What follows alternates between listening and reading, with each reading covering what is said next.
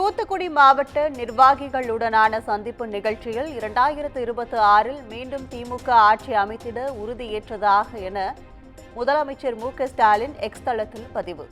வாக்குச்சாவடியில் திமுகவுக்கு பெரும்பான்மையான வாக்குகள் கிடைக்க பாடுபட்டு வரலாறு படைப்போம் எனவும் நிர்வாகிகள் உறுதியளித்ததாகவும் தகவல்.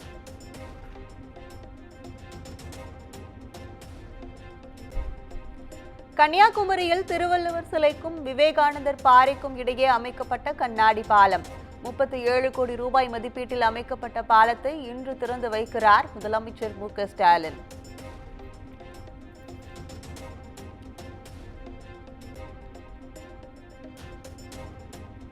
பொங்கல் பரிசு தொகுப்புடன் இந்த ஆண்டு 1000 ரூபாய் வழங்கப்படாதது ஏன்? புயல் பாதிப்பிற்கு மத்திய அரசு நிதி வழங்காததால் தமிழக அரசுக்கு கடும் நிதிச்சுமை ஏற்பட்டுள்ளதாக நிதி அமைச்சர் தங்கம் தென்னரசு விளக்கம்.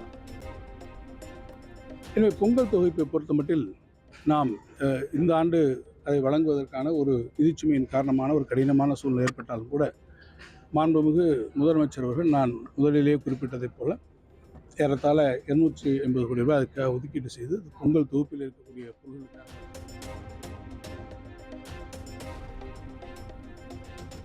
அண்ணா பல்கலைக்கழக பாலியல் வன்கொடுமை வழக்கை விசாரிக்க தேசிய மகளிர் ஆணையத்தின் உண்மை கண்டறியும் குழு சென்னை வந்தது. இன்று விசாரணையை தொடங்க உள்ளதாக தகவல்.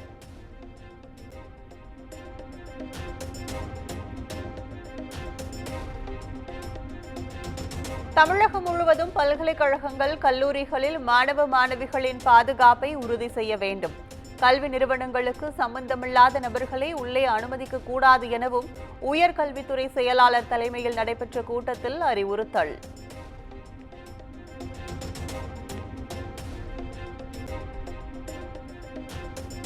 அண்ணா பல்கலைக்கழக மாணவி வன்கொடுமை விவகாரத்தில் தொடர்புடைய சார் யார் என கேட்டு அதிமுகவினர் நூதன போராட்டம். அதிமுக போராட்டத்துக்கு ஆதரவு தெரிவித்து பாஜக மாநில தலைவர் அண்ணாமலை எக்ஸ் தளத்தில் பதிவு.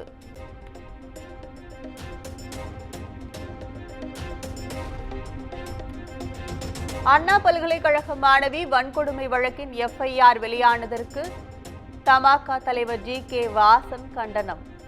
தமிழகத்தில் பாலியல் குற்றத்தில் ஈடுபடுபவர்களுக்கு உச்சபட்ச தண்டனை வழங்க வேண்டும் எனவும் வலியுறுத்தல்.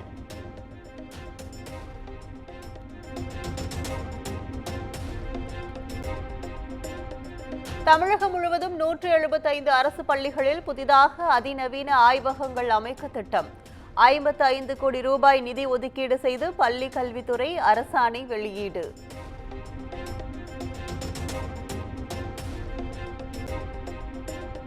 காவல்துறை அதிகாரிகள் 58 பேரை பணியிட மாற்றம் செய்து தமிழக அரசு உத்தரவு. 3 ஏடிஜிபிக்களுக்கு டிஜிபிக்களாக பதவி உயர்வு வழங்கப்பட்டு ஐஜி உள்ளிட்ட அதிகாரிகள் பணியிட மாற்றம்.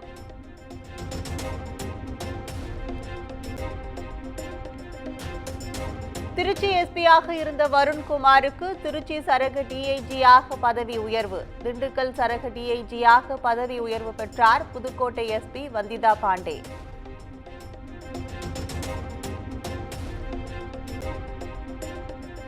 சென்னையின் ஒரு சில இடங்களில் இன்று லேசானது முதல் மிதமான மழை பெய்யக்கூடும். தமிழகத்தில் அடுத்த ஒரு வாரத்திற்கு மிதமான மழைக்கு மட்டுமே வாய்ப்புள்ளதாக வானிலை ஆய்வு மையம் தகவல்.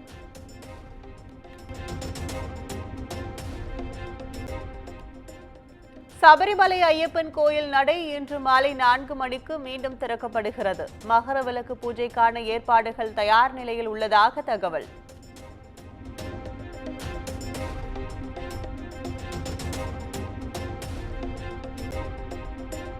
ஸ்ரீஹரிகோட்டாவில் இருந்து இன்று விண்ணல் பாய்கிறது PSLV C-60 rocket. Space tech A, B என 2 சிறிய செயற்கைக்கோள்களுடன் இரவு 9:58 மணிக்கு விண்ணில் செலுத்தப்பட இருப்பதாக தகவல்.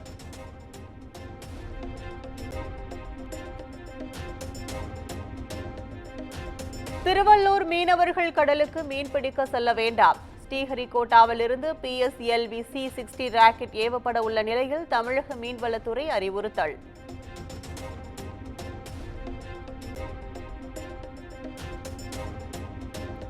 மத்திய பிரதேச மாநிலம் மோவில் உள்ள காலாட்படை அருங்காட்சியகம் மற்றும் ஆராய்ச்சி மையம் நேரில் பார்வையிட்ட மத்திய பாதுகாப்புத்துறை அமைச்சர் ராஜ்நாத் சிங் துப்பாக்கிகளையும் பரிசோதித்தார்.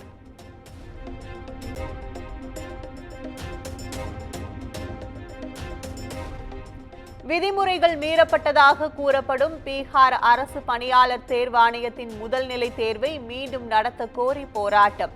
போராட்டத்தில் ஈடுபட்டவர்களை தண்ணீரை பீச்சி அடித்தும் தடியடி நடத்தியும் போலீசார் கலைக்க முயன்றதால் பரபரப்பு.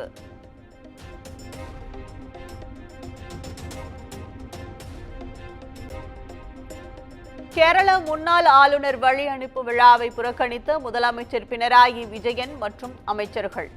ஆரிஃப் முகமது கான் வழங்கிய விருந்திலும் பங்கேற்கவில்லை என தகவல்.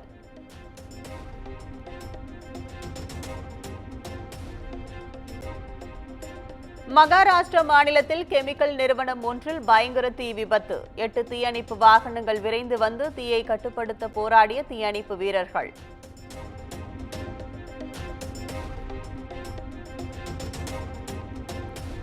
இமாச்சல பிரதேச மாநிலம் சோலாங் பள்ளத்தாக்கில் கடுமையான பனிப்பொழிவு. வெண்போர்வை போர்த்தியது போன்ற இயற்கை எழில் கொஞ்சம் காட்சியை கண்டு ரசிக்கும் சுற்றுலா பயணிகள்.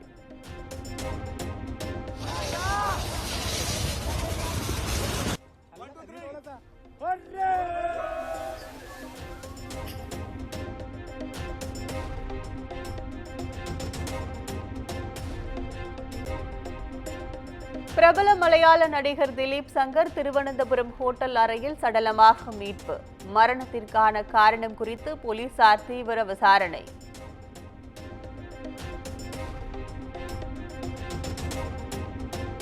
புரோ கபடி லீக் தொடரின் இறுதிப் போட்டி. பாட்னா அணியை 32-23 என்ற புள்ளி கணக்கில் வீழ்த்தி முதல் முறையாக சாம்பியன் பட்டத்தை கைப்பற்றியது ஹரியானா அணி.